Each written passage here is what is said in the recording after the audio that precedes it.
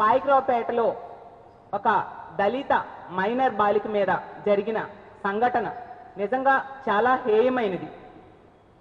హోంమంత్రి గారి సొంత నియోజకవర్గంలో ఇలాంటి సంఘటన జరిగింది కాబట్టి ఆ సంఘటన బయటకు వస్తే ప్రభుత్వానికి హోంమంత్రి గారికి చెడ్డ పేరు వస్తుంది అని చెప్పి దాన్ని తగ్గించడానికి ప్రయత్నిస్తూ ఉన్న విషయం స్పష్టంగా కనిపిస్తూ ఉంది. ఎంత ఘటన జరిగినా కూడా ఎందుకు హోంమంత్రి గారు స్పందించట్లేదు అని నేను అడుగుతూ ఉన్నాను. అంత నిర్లక్ష్యం ఆ మహిళల భద్రత ఇంత దారుణంగా గాలికి వదిలేస్తారా?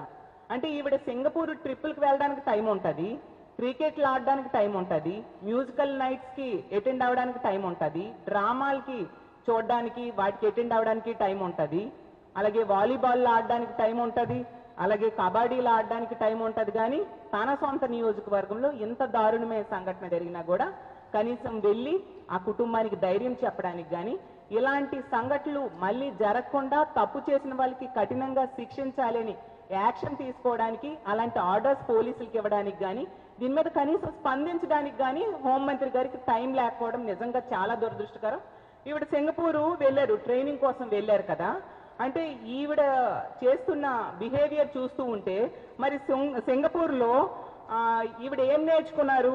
మహిళల మీద, ఆడబిడ్డల మీద అఘాయిత్యాలు జరిగితే పట్టించుకోకుండా తిరగమని చెప్పారా? నేను అడుగుతూ ఉన్నాను హోంమంత్రి గారికి.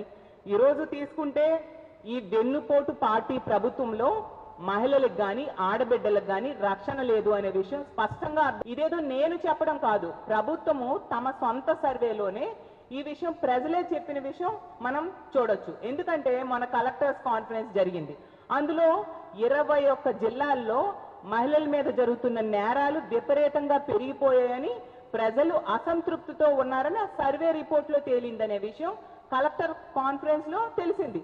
అంటే మీ సొంత సర్వేలోనే ప్రజలు మిమ్మల్ని అసహించుకుంటున్నారు, మీ మీద అసంతృప్తితో ఉన్నారు, మహిళల భద్రత గాలి వదిలేశారు అనే విషయం స్పష్టమైంది.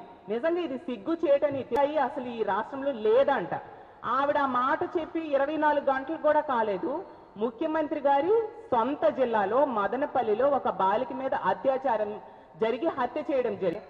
ఇలా పాయకరావుపేట సంఘటన హోంమంత్రి గారి సొంత నియోజకవర్గంలో జరిగిన సంఘటన, ఇలాంటి ఘటన చూసాం. తర్వాత మొన్ననే మన విశాఖపట్నంలో ఒక మహిళను ఎంత దారుణంగా ఒక వ్యక్తి చంపేసి సగం పార్ట్స్ ని ఫ్రిడ్జ్ లో పెట్టాడు, సగం పార్ట్స్ ని బయటికి పడేశాడు. గంజాయి బ్యాచ్, బ్లేడ్ బ్యాచ్లు కలిపి మొన్ననే గత కొద్ది రోజుల క్రితం ఎంత ఘోరంగా ర్యాలీలు తీశారు. మరి పోలీస్ వ్యవస్థ, ప్రభుత్వం ఏం చేస్తుందో అర్థం కావట్లేదు. ఇదే హోం మంత్రి ఇన్ఛార్జిగా ఉన్న విజయనగరంలో తీసుకుంటే గంజాయి బ్యాచ్ ఒక అంతిమ యాత్రలో ఎలాంటి బేభత్సం సృష్టించారో మనందరము చూసాము. మరి దీన్ని బట్టి అర్థమవుతుంది కదా ఈవిడ ఒక అసమర్థ హోం మంత్రి, అలాగే ముఖ్యమంత్రి గారు కూడా ఒక ఫెయిల్యూర్డ్ ముఖ్యమంత్రి అనే విషయం మనకు. ఈ పాయకరావుపేటలో జరిగిన బాలిక, దళిత మైనర్ బాలిక, ఒక తండ్రి లేని ఒక దళిత మైనర్ బాలిక, ఆ కుటుంబానికి అండగా ప్రభుత్వం నిలబడాల్సిందిగా కోరుతూ ఉన్నాను. అలాగే మహిళా హోంమంత్రి తన సొంత నియోజకవర్గంలో ఇలాంటి సంఘటన జరిగింది, ఆ కుటుంబాన్ని పరామర్శించాలి. అలాగే ప్రభుత్వం కూడా ఆ కుటుంబానికి ఆర్థిక సహాయం చేయాలి. ఈ సంఘటనలో తప్పు చేసిన వారికి కఠినంగా శిక్షించాల్సిందిగా డిమాండ్ చేస్తూ ఉన్నాను.